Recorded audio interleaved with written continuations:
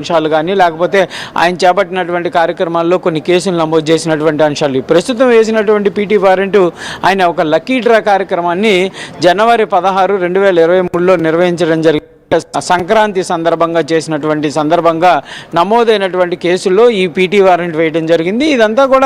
ఇవన్నీ కూడా చిన్న చిన్న కేసులే, అంటే స్టేషన్ బెయిల్ ఇచ్చేటటువంటి కేసులు అనే విధంగా కూడా వైఎస్ఆర్సీపీ నేతలు చెప్తున్నారు. కావాలని చెప్పి వీటన్నిటిని కూడా పీటీ వారెంట్లు వేసి ప్రస్తుతం రిమాండ్లో ఉన్నారు. కాబట్టి ఈ రిమాండ్ కొనసాగింపు కోసం, అంటే ఎక్కువ రోజులు ఉండదు, 1-2 రోజులు కొనసాగింపు తప్ప మళ్ళీ బెయిల్ వచ్చేటటువంటి పరిస్థితి ఉంటుంది. కానీ కావాలని చెప్పి వరుసగా ఈ పీటీ వారెంట్లు వేస్తున్నారు. ఏదైనా కూడా ఇవన్నీ జరిగినా కూడా అతి తక్కువ సమయంలోనే ఆయన బయటకు వచ్చేటటువంటి సమయం ఉంటుంది అనే విధంగా కూడా వైఎస్ఆర్సీపీ లీగల్ సెల్ అయితే చెప్తుంది. ఇంకో కేసు, అంటే ఇప్పుడు ఇందులో కనుక రిలీఫ్ వస్తే వెంటనే మళ్ళీ ఇంకో పీటీ వారెంట్ కూడా సిద్ధమయ్యేటటువంటి పరిస్థితులు ఉన్నాయి. అంటే వీలైనంత త్వరగా ఆయన బయటికి రాకుండా, బెయిల్ రాకుండా చేసేటటువంటి ప్రయత్నమే తప్ప ఎక్కడా కూడా ఈ కేసుల్లో పసలేదు అనేది మాత్రం వైఎస్ఆర్సీపీ నేతలు చెప్తున్నటువంటి పరిస్థితి ఉంది. ఏదైనా కూడా ఈ పీటీ వారెంట్ల పరంపర అనేది మళ్ళీ కొనసాగేటటువంటి అవకాశాలు ఉన్నాయి. మరి 2-3 కేసుల్లో కూడా పీటీ వారెంట్లు వేసేటటువంటి అవకాశాలు ఉన్నట్లు కూడా పోలీసులు చెప్తున్నారు. ఎందుకంటే ఆయన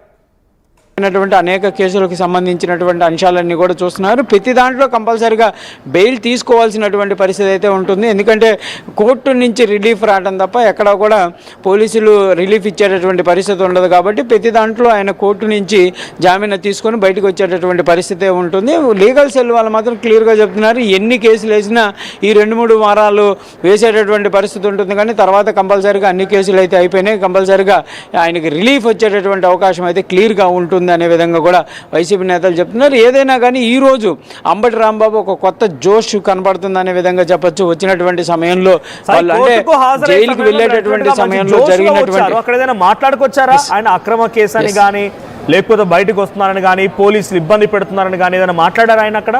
ఆ క్షణంలో ఏదైనా కార్యకర్తలు చాలా మంది వచ్చారు,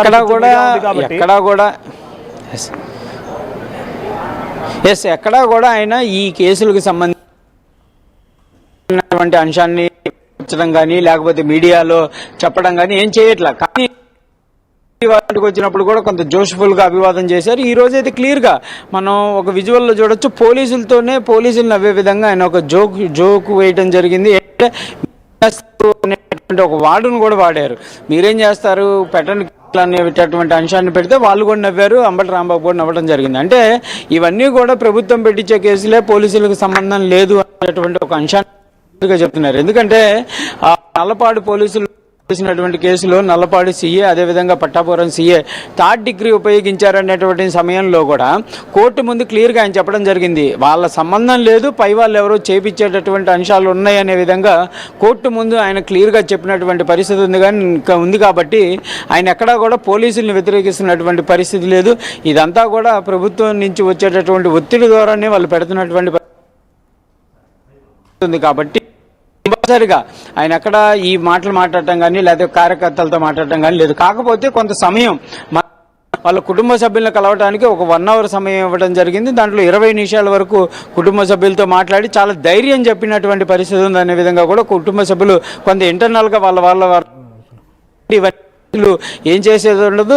కొద్ది రోజుల్లో బయటకు వచ్చేసి ఎప్పుడులాగా యథాతథంగా అంబటి రాంబాబు ముందుకు వెళ్తాడనే విధంగా కుటుంబ సభ్యులు చెప్పినట్టు తెలుస్తుంది. అదేవిధంగా ఈ రోజు కూడా తన చుట్టూ ఉండేటటువంటి కొంతమంది, అంటే ఎవ్రీడే తన మీటింగుల్లో పాల్గొనేటటువంటి కొంతమంది యువకులు కానీ వాళ్ళు ఉంటారు, వాళ్ళతో ఆయన కోర్టు హాల్లో కొంత సంభాషణ కూడా చేస్తున్నటువంటి పరిస్థితి ఉంది.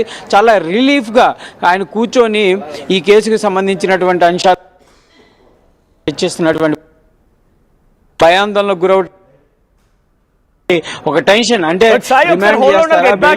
దగ్గర మళ్ళీ వస్తాను. అంబటి రాంబాబు పోస్ట్ చూస్తున్నాం మనం. కోర్ట్ హాల్ దగ్గరికి వచ్చిన తర్వాత అంబటి రాంబాబు కార్లో ఆ పోలీసు వెహికల్లో నుంచి విజువల్ చూడండి, తగ్గేదేలే. ఎస్, అది కదా సినిమా స్టైల్లో. సో అంబటి రాంబాబు తగ్గేదేలే అంటున్నారు. ఇఫ్ పాసిబుల్ ట్వీట్ కూడా ఉంది, ఒకసారి ట్వీట్ కూడా రివైవ్ చేసే ప్రయత్నం చేయండి. అంబటి రాంబాబు ఏమన్నారంటే, చెరసాలలు, దౌర్జన్యాలు, దుర్మార్గాలు వెలుగు నిర్బంధించవు. అంబటి రాంబాబు చేసిన ట్వీట్ కూడా ఇప్పుడు సంచలనం రేపుతోంది. నిన్ననే ఆయన ట్వీట్ చేశారు. ముందుగా ఆయనకి పీటీ వారెంట్ విషయం పైన బెయిల్ రాగానే ఆయన ట్వీట్ చేశారు. ఆ ట్వీట్ కూడా సంచలనం రేపింది. నిన్న ట్వీట్ చేయడం, వెలుగు నిర్బంధించదు అని చెప్పే రకంగా ట్వీట్ చేయడం, ఈరోజు తగ్గేదేలే అనడం. మంచి జోష్లో ఉన్నారు అంబటి రాంబాబు. మరి ఇప్పుడు పీటీ వారెంట్ జారీ చేస్తూ ఆ నోటీసు కూడా ఇచ్చారు. సత్తెనపల్లి పోలీసులు తనపై నమోదైనటువంటి కేసు సంబంధించి వైఎస్ఆర్ లక్కీ డ్రా పేరిట అక్రమ వసూళ్లకు పాల్పడ్డారని చెప్పి జనసేన నేత గాద వెంకటేశ్వరరావు ఇచ్చిన ఫిర్యాదు ఆధారితంగా సత్తెనపల్లి పోలీసు 2023లో కేసు నమోదు చేశారు. ఇప్పుడు ఆ కేసే అంబటి రాంబాబుని మళ్ళీ బెయిల్పై బయటకు రాకుండా ఆపుతోంది. సో ఇప్పుడు అంబటి రాంబాబు కోర్టు హాల్కి వచ్చిన తర్వాత నిన్న ట్వీట్ చూస్తున్నాం.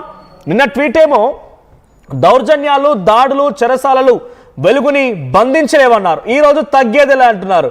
అంబటి రాంబాబు జోస్ చూస్తుంటే ఏదో జరగబోతుంది అనిపిస్తోంది. సో అంటే ఏదో జరగబోతున్న దాంట్లో రెండు రకాలుగా చూడాల్సింది. ఒకటి, ఆయన పీటీ వారెంట్ మళ్ళీ కోర్టు యాక్సెప్ట్ చేసి రిమాండ్కి పంపిస్తారా, లేదంటే బయటకు వస్తారా? బయటకు వస్తే ఈ జోష్ని కంటిన్యూ చేస్తూ అంబటి రాంబాబు ఇంకెటువంటి వ్యాఖ్యలు చేయబోతున్నారు, ఏ రకంగా టీడీపీ నాయకులను హెచ్చరించబోతున్నారు, తన ఇంటిపై దాడి చేసిన వారిని ఏ రకంగా హెచ్చరించబోతున్నారు చూడాల్సిన అవసరం అయితే ఉంది. సో మీరేమనుకుంటున్నారు? ఈరోజు అంబటి బయటకు వచ్చే అవకాశం ఉందా, రావాలని కోరుకుంటున్నారా? అంబటికి బయటికి రావాలని కోరుకుంటున్నట్టయితే మీ అభిప్రాయాన్ని కామెంట్ చేయండి. సో అంబటి బయటికి రావాలని కోరుకుంటున్నారా?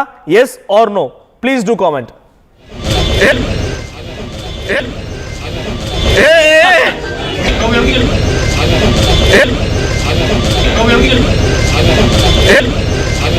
Hep